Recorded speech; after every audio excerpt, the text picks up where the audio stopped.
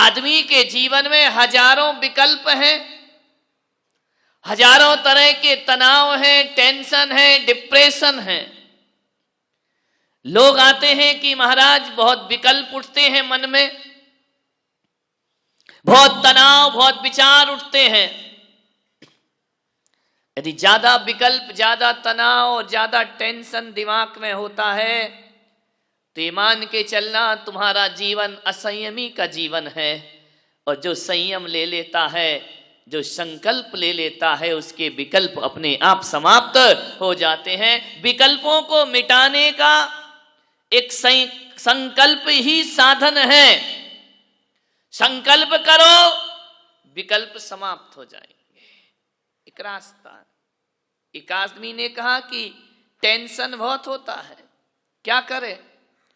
मैंने कहा कुछ मत करो, करोगे कि टेंशन होगा। टेंशन को मिटाना है तो अटेंशन में रहो। जो अटेंशन में रहेगा उसको कोई टेंशन होने वाला नहीं है। संयम यही कह रहा है कि जीवन को संकल्प से बांध करके चले। लक्ष्य विहीन यात्रा कहीं नहीं पहुंचती है। एक बात ध्यान रखना, आदमी चल रहा है, चल रहा है, चल रहा है, पहुंचा कहां है ये उसे पता ही नहीं है। आदमी चलता तो है, पहुंचता कहीं नहीं है। हम मंदिर जाते हैं, पूजा करते हैं, पाठ करते हैं, पहुंचे कहां? वहीं के वहीं। एक होता है ना कोल्हू का बैल, जो चलता तो बहुत है, उसकी आंख में पट्टी बांध दी जाती है। कोल्हू को जानते? तुम लोग तो जानते होगे। कोल्हू का बैल जो होता है, उसकी आंख में पट्टी बंधी रहती है। एक लकड़ी के खंबे से बांध दिया जाता है, गोल गोल घूमता है और मन में यही सोचता है बहुत यात्रा हो गई, आज बहुत चल लिया, सुबह से शाम चलते जा रहा, चलते जा रहा, चलते जा रहा है। वह सोचता है कि यात्रा बहुत कर चुका। लेकिन नादान जब शाम को पत्ती खुलती है तो कोल्हू का बैल चलता तो बहुत है लेकिन पहुंचता कहीं नहीं है। जहां से यात्रा शुरू होती है वहीं अपने को खड़ा हुआ। कहीं ऐसा जीवन हमारा तो नहीं? हम उपवास भी करते हैं, एकासन भी करते हैं, धर्म ध्यान भी कर लेते हैं, पूजा पाठ भी कर लेते हैं, माला जाप भी कर लेते हैं, लेकिन जब मौत आके हमारी पट्टियां खोलती है तो लगता है हम चले तो बहुत हैं लेकिन पहुंचे कहीं नहीं है। वहीं के वहीं अपने आप को खड़ा हुआ पाते। विचार करो, 5-5 पूजा कर ली, घर जाने के बाद क्रोध चालू, त्याग कर लिया, संयम ले लिया, विपरीत परिस्थिति पड़ी, क्रोध चालू, मान बरकरार है, मायाचारी चल ही रही है, पूजन पाठ चल रहा है, इधर धर्म भी चल रहा, उधर कर्म भी चल रहा है, इधर पाप भी चल रहा, उधर पुण्य भी चल रहा है। विचार करिए, ऐसा लगता है कि चले बहुत लेकिन पहुंचे कहीं नहीं। 4 शराबी थे, ना जाने उनको क्या सूझी, आवाज सही कर, बोले चलो नौका विहार करते हैं। एक नदी में पहुंचे, नाव में बैठे चारों शराबी, चप्पू चला रहे हैं, पतवार चला रहे हैं। कहते कि रात पूरी बीत गई, सवेरा होने को आया, पतवार चारों ने बारी बारी से चलाई। कुछ देर, कुछ घंटे पहले शराबी ने चलाई, कुछ घंटे दूसरे शराबी ने चलाई, चलाते जा रहे हैं। एक शराबी ने कहा कि यार सुबह होने को आई, उतर के तो देख किनारा दूसरा आया या नहीं आया। शराबी उतरा, उसने देखा, बड़ी जोर से हंसा। अरे उसने कहा पागल तू हंसता काहे को है? दूसरे से कहा तू आके देख ले। वो उतरा, उसने देखा, वो भी बड़ी जोर से हंसा। 2 बैठे थे, दोनों ने कहा यार पागलो हंस क्यों रहे हो, बताओ ना अपना किनारा आया कि नहीं आया। तीसरा उतरा, वो भी हंसा, चौथा उतरा, वो भी हंसा, चारों ठाके मार के हंस रहे हैं। बोले हंस रहे क्यों है? बोले यार अपन ने पतवार तो सारी रात चलाई, लेकिन नाव खोलना तो भूल ही गए। नाव तो अभी भी इसी घाट से बंधी हुई है, सारी रात चलाई, नाव वही की वही खड़ी है, लंगर छोड़ना तो भूल ही गए, लंगर तो घाट से ही बंधा हुआ है। मान्यवर, कहीं ऐसा ही तो हमारी जिंदगी नहीं उन शराबियों की तरह। हम त्याग तपस्या सब करते हैं, मगर नाव तो घर से बंधी हुई है, नाव तो परिवार से बंधी हुई है, नाव तो हमारी संसार से बंधी हुई है, नाव नहीं छूटी। कहां पहुंचोगे? मेहनत होगी, पहुंचोगे कहीं नहीं। अपने अंतस को टटोलने का प्रयास करें। कितनी अनासक्ति बढ़ी, कितने पाप कम हुए, कितनी कसायों से मुक्ति मिली। ऐसा लगता है कि एक हाथी जब स्नान करता है, नदी में जाकर के नहाता है, और नहाने के बाद घंटों स्नान करता है नदी में डूबकर, और फिर जैसे ही नदी से बाहर निकलता है, धूल पड़ती है, सूंड में भरता है और फिर धूल अपने ऊपर डाल लिया करता है। उत्तम संयम, ध्यान रखना। नहाना फिर धूल से स्नान कर लेना, नहाना धोना सब एक सा ही हो गया। मान्यवर, हम भी अपने जीवन में यही कर रहे हैं। संयम होना चाहिए। संयम एक बंधन है, लेकिन एक बात याद रखना, हर बंधन बंधन नहीं होता। कुछ बंधन ऐसे होते हैं जो मुक्ति में कारण बना करते हैं। संयम एक बंधन है, संयम इंद्रियों का बंधन है, संयम प्राणियों का बंधन है। संयम का अर्थ है अपने मन को बांध करके रखना। लोग कहेंगे चाहते तो मुक्ति है, वो बंधन की बात कर रहे हैं। कुछ बंधन मुक्ति में कारण होते हैं।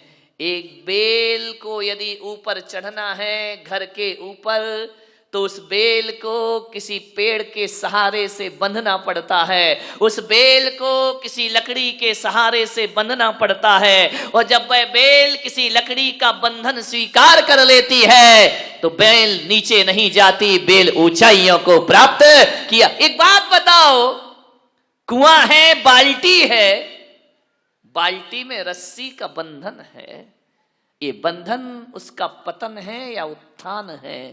विचार करिए।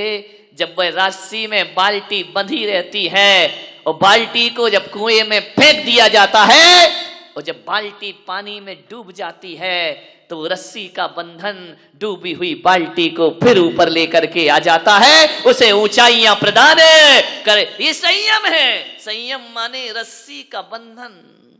हमारा जीवन एक बाल्टी है, रस्सी एक बंधन है, और वही बंधन उस बाल्टी को ऊंचाइयों पर लाने में कारण बना करता है। मान्य आचार्य शांति सागर जी महाराज प्रथम आचार्य हुए, जिनसे श्रवण परंपरा चली है। बड़े उपकार हैं इस जैन समाज पर उनके। मैं तो कहता हूं कि हमारे पूर्वज, हमारे माता पिता के जो उपकार हमारे जीवन में नहीं होंगे, उससे ज्यादा उपकार आचार्य शांति सागर महाराज के पूरी समाज पर हुआ करते हैं। पूरी श्रवण संस्कृति पर उनके उपकार हैं। किसी ने आचार्य महाराज से पूछा कि सौगंध लेने की क्या जरूरत है, नियम लेने की क्या जरूरत है? क्या जीवन बिना नियम के नहीं चल सकता है? आप हर किसी को कोई ना कोई नियम पकड़ाते हैं, कोई ना कोई संयम दिया करते हैं, कोई ना कोई सौगंध दिया करते हैं, आप आंकड़ी दिया करते हैं, आप प्रतिज्ञा कराया करते हैं। क्या जरूरी है प्रतिज्ञा लेना, नियम लेना? ऐसे भी तो जी सकते हैं ना। जिंदगी को जीना है, जीते रहो। आचार्य शांति सागर महाराज ने कहा कि सच कहते हो, कोई जरूरत नहीं है नियम की, जिंदगी तो जी सकते हो। जिंदगी तो एक जानवर भी जिया करता है, जिंदगी तो एक पशु भी जिया करता है। जिंदगी जीना कोई बहुत बड़ी बात नहीं हुआ करती है। लेकिन उन्होंने कहा, जरा ये बताओ कि बिना नियम के जिंदगी चलती कैसे है। एक बात बताओ बारामती वालों, एक व्यापार करते हैं आप, दुकान चलाते हैं, उसके भी कुछ नियम कायदे होते हैं या नहीं होते हैं। एक नियम होता है कितने बजे दुकान खोलना और कितने बजे दुकान को मंगल करना, यह भी एक नियम हुआ करता है। ग्राहक से कैसे बातें करना, यह भी एक नियम हुआ करता है। अरे कब खाना, कब पीना, कब सोना, कब उठना, यह भी एक नियम हुआ करता है। एक बात तो बताओ, आचार्य महाराज ने कहा कि बिना नियम के जिंदगी चलती कहां है। अरे बच्चे को विद्या अध्ययन करना है तो स्कूल जाने का भी एक नियम होता है और स्कूल से लौटने का भी एक नियम है। बिना नियम के कैसे चलेगी जिंदगी। अभी 7 बजे से आपने पूजन अभिषेक की, यह भी एक नियम है, यह भी एक अनुशासन है। 9 बजे पूजन समाप्त, यह भी एक नियम है। 10 बजे तक प्रवचन, यह भी एक नियम है। एक बात बताओ, यदि दुनिया से ये नियम खत्म कर दिए जाएं तो दुनिया जीने के लायक ना बचेगी मेरे भाई। कौन कैसे जिएगा। माता पिता से कैसे व्यवहार, यह भी एक नियम है। बहन से कैसे व्यवहार, यह भी एक नियम है। भाई से कैसे व्यवहार, पति से कैसे व्यवहार।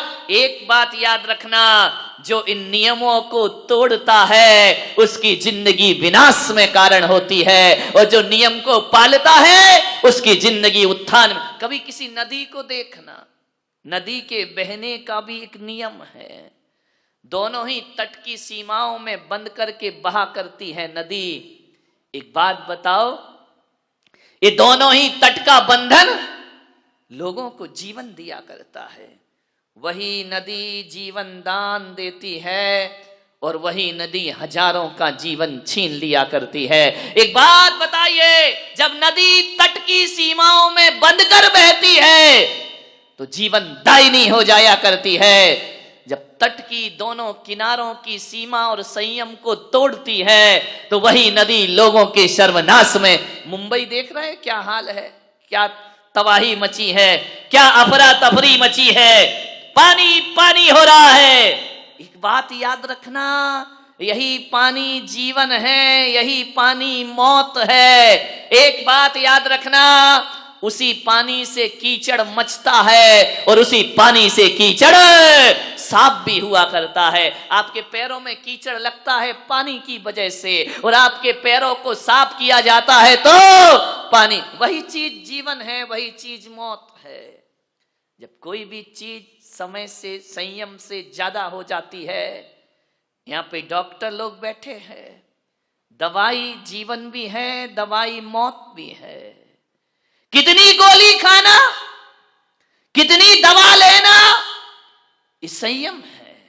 उसकी मात्रा से ज्यादा लिया तो वह दवा भी तुम्हारे लिए मौत में कारण बन जाया करती है। तो जीवन को ऊंचाइयों पर ले जाना है तो संयम रखना बहुत जरूरी है मेरे भाई। आप ग्रस्त हैं, ग्रस्त जीवन में रहते हैं, छोटे छोटे व्रत लिया करो, उन्हें अणुव्रत कहा जाता है, और अणुव्रत के संस्कार हमारी चेतना में होना बहुत जरूरी है।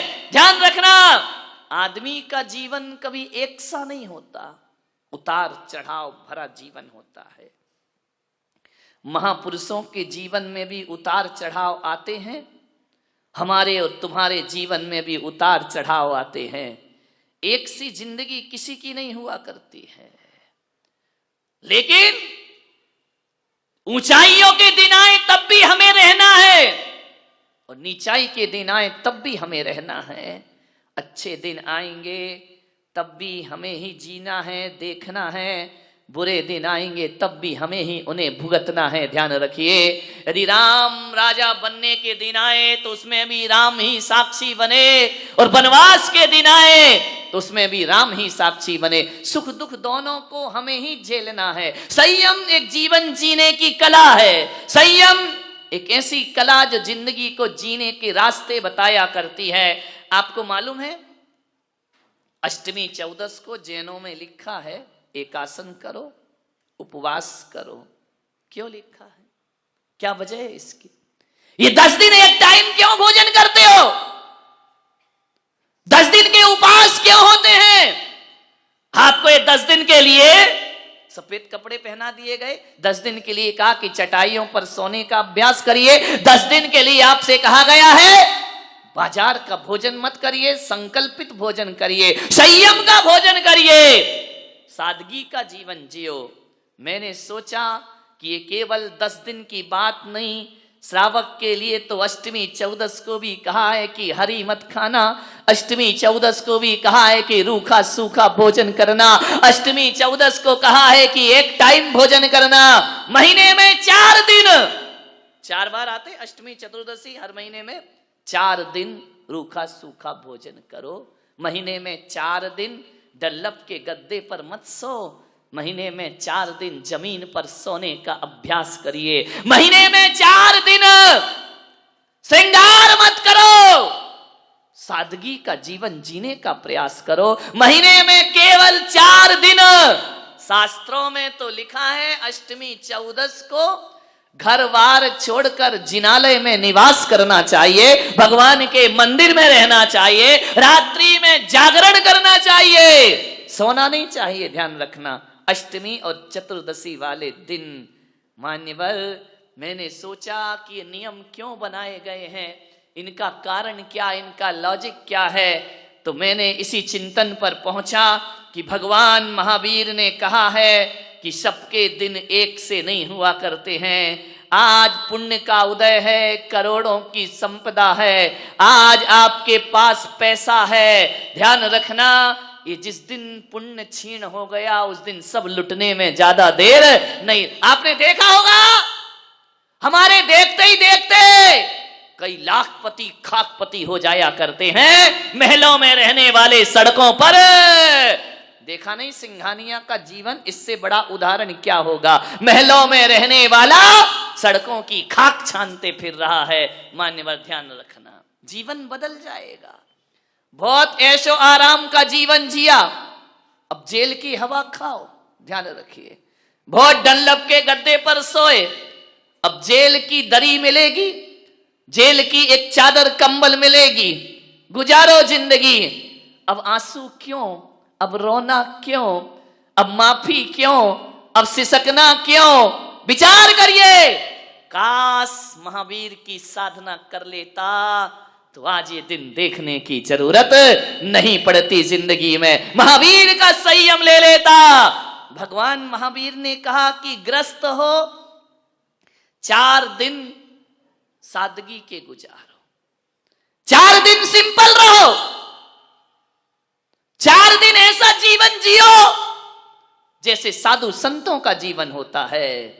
मान्यवर, इसलिए कहा कि ये पुण्य जिस दिन क्षीण हो गया और ये 4 दिन जो महीने की आप साधना करेंगे, 10 दिन पर्यूषण की साधना करेंगे, तो कम से कम आपको इतनी आदत तो पड़ जाए कि जब डल्लप का गद्दा बिक जाएगा तो हमको चटाई में भी वैसी नींद आएगी जैसे डल्लप के गद्दे पर नींद आया करती है। आज तुम्हारी थाली में 10-10 प्रकार की सब्जियां हैं, रोटी है, कल ये छिन गई तो जब रूखी रोटी खाने के दिन आएंगे ना तो जिंदगी बोझ नहीं लगेगी मेरे भाई, ज्यादा सुविधा भोगी जीवन जियोगे और जिस दिन सुविधाएं छिन जाएंगी उस दिन सिवा आत्महत्या के कोई रास्ता तुम्हारे पास नहीं। तुम्हें लगेगा कि मर जाओ ऐसे जीवन से, लेकिन यदि ये साधना कर ली, ये 10 दिन की साधना, आपने रंगीन वस्त्र छोड़े, सफेद वस्त्र धारण किए, मान्यवर आज की साधना बुरे दिनों में बहुत काम आया करती है। इसलिए बारामती वालों, मैं आपसे निवेदन करता हूं कि महीने के 30 दिन 30 रात आप घर में बिताते हो तो हर महीने एक नियम करो कि एक रात किसी तीर्थ पे जाके धर्मशाला में भी बिताने की साधना करेंगे।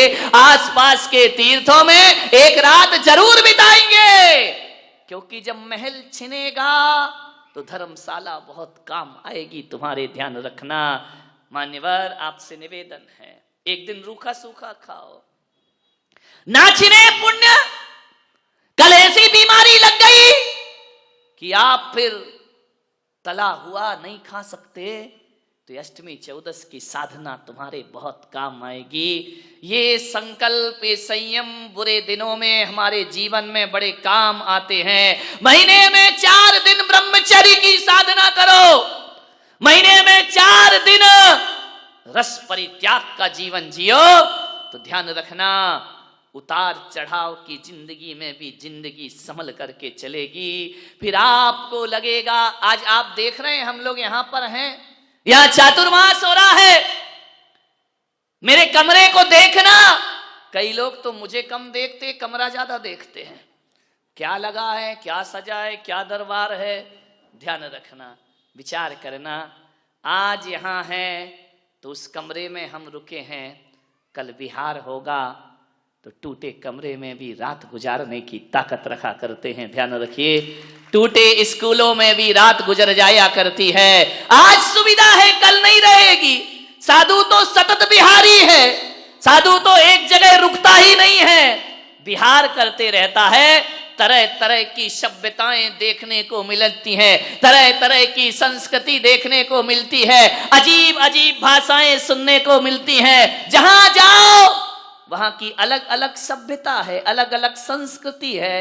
एक साधु को अपना जीवन ऐसा ढाल लेना चाहिए कि जहां जाओ जैसा देश वैसा भेष बनाने की। ये संयम का फल है मेरे भाई, ध्यान रखना। अच्छे भी लोग मिलते हैं, बुरे भी लोग मिलते हैं, आरती उतारने वाले भी मिलते हैं और गालियां देने वाले भी मिलते हैं, अर्घावतारण वाले भी मिलते हैं और असी प्रहारण वाले भी मिलते हैं। ध्यान रखना, जिंदगी है, सब जगह एक साथ थोड़ी होगा।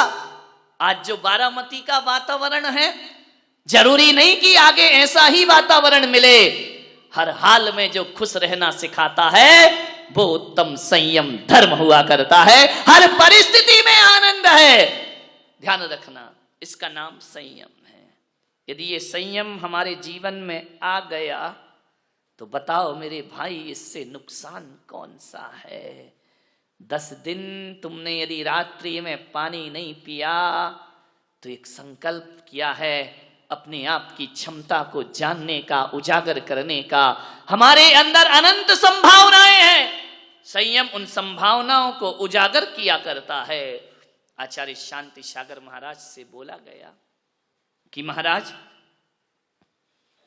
कोई जरूरी है कि हम सब आपकी तरह नग्न हो जाएं, आपकी तरह महाराज बन जाएं? क्या जरूरी है? महाराज ने कहा कोई जरूरी नहीं है, ध्यान रखना। लेकिन आज इस पंचम काल में हम धर्म का और मुक्ति का बीज बो सकते हैं। और यदि आप संयम साधना कर रहे हैं तो ये समझना कि हम धर्म के और मोक्ष के बीज बो रहे हैं। एक बात बताइए, विचार करना है आपको। आपको कैसे पता चलेगा कि हमारी साधना से मोक्ष होगा या नहीं होगा? आचार्य शांति सागर महाराज ने कहा, बीज से किसी की पहचान नहीं हुआ करती है। ध्यान रखना, बीज से किसी भी चीज की, वृक्ष की पहचान नहीं होती है। ध्यान रखना, किसी भी पेड़ की पहचान, किसी भी वृक्ष की पहचान बीज से नहीं, उसके फलों से हुआ करती है। जब फल होते हैं तभी पहचाना जाता है कि ये बीज किसका है और ये पेड़ किसका। फल ना होंगे तो पहचान ना होगी, फलों से पहचाना जाता है। ध्यान रखना, बीज को देखकर कोई, जिसने अनजान व्यक्ति किसी बीज को देख ले तो कैसे बताएगा ये किसका बीज है? कोई नहीं बता सकता। लेकिन जब वह बीज धरती पर बो दिया जाता है, जब अंकुरित होता है, जब वृक्ष बनता है और जब उस पे फल लटकते हैं, तब कहा जाता है कि ये बीज इस फल का। अभी पता नहीं चलेगा ये संयम साधना क्या है, लेकिन जब हमारे जीवन में मुक्ति के और मोक्ष के फल लगेंगे तब लगेगा कि ये साधना हमारी मोक्ष की साधना है। ध्यान रखिए, मानने वाले, फल के बिना वृक्ष की पहचान नहीं होती है। संयम लो, छोटे छोटे नियम लेने का साहस करो। जिस बिना नहीं जिन राज सीजे, तूर लो जग कीच में। विचार करिए, इस संयम के बिना तो तीर्थंकरों की मुक्ति नहीं होती है। तो आप और हम जैसे साधारण लोग कहां से मुक्ति को प्राप्त करेंगे? कितने भी तीर्थंकर घर में सम्यक दृष्टि रहा करते हो, कितना भी आत्मा का ज्ञान रखते हो, कितना भी तीर्थंकर तीन ज्ञान को लेकर आए हो, लेकिन जब तक वो संयम नहीं लेते तब तक तीर्थंकरों को भी मोक्ष की प्राप्ति। और तुम पूजा में क्या पढ़ते हो? जिस बिना नहीं जिन राज सीझे, आगे तू रुलो जग कीच। तू रुलो माने तू माने भगवान, भगवान के सामने अर्घ्य चढ़ाते हो, तू रुलो जग कीच में। तू रुलो नहीं कि बाजू वाले को कहते हो तू रुलो जग कीच में।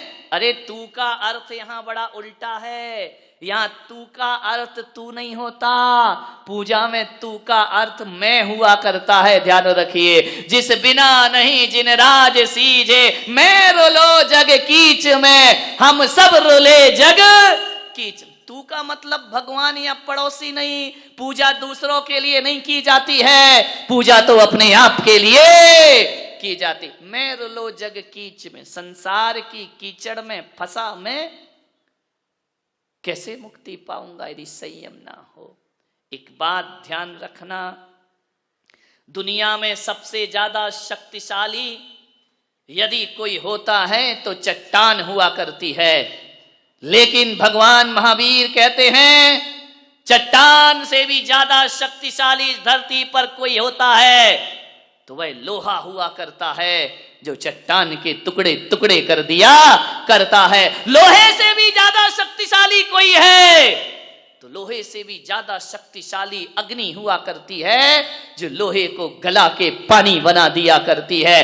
अग्नि से भी ज्यादा शक्तिशाली कोई है तो अग्नि से ज्यादा शक्तिशाली पानी हुआ करता है, जो धधकते हुए दावा नल को बुझा दिया करता है। पानी से ज्यादा शक्तिशाली कौन है? तो पानी से ज्यादा शक्तिशाली कौन होगा? कौन होगा पानी से ज्यादा शक्तिशाली?